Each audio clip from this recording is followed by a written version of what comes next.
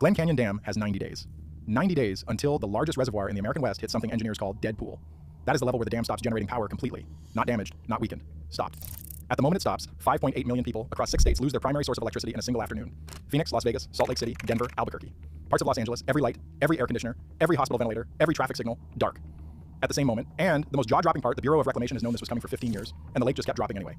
This is crisis radar. And what you are about to hear is the math behind the slow-motion collapse of the American West. Let me start with what is happening at Glen Canyon right now. Lake Powell is sitting at 25% capacity. 25. That is not a drought number. That is a catastrophe number. The lake has lost more than 3/4 of its water.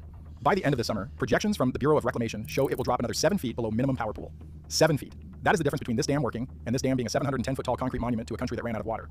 Glen Canyon generates roughly 5,000 megawatts of hydroelectric power on a normal day. It is the second largest dam in the United States. It pushes electricity into the grid for Arizona, Nevada, Utah, New Mexico, Colorado, and parts of California. When the lake hits dead pool, the output does not gradually decrease. It does not taper off over weeks. It collapses to zero. Instantly. That would leave 5.8 million people staring at rolling blackouts that make the 2021 Texas grid failure look like a rehearsal. But Glen Canyon is not even the worst part. Upstream, the Bureau of Reclamation is already considering emergency releases from Flaming Gorge Reservoir, just to keep Glen Canyon's cooling systems alive. They are draining one reservoir to keep another reservoir barely functional. They are robbing Peter to pay Paul because Paul is dying. Downstream, Hoover Dam, the dam from the postcards, the dam every kid sees in their textbook, is facing a 40% cut in water availability. 40%. That is not a trim, that is a gutting.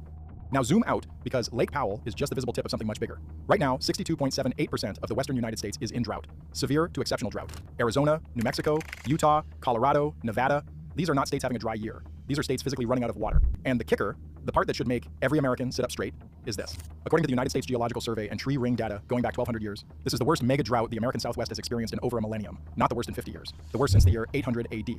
1,200 years. 40 million people depend on the Colorado River. 40 million. That is not just cities. That is the agricultural backbone of America. The Central Valley of California, which produces 1/3 of all vegetables and 2/3 of all fruit and nuts grown in the United States, runs on Colorado River water.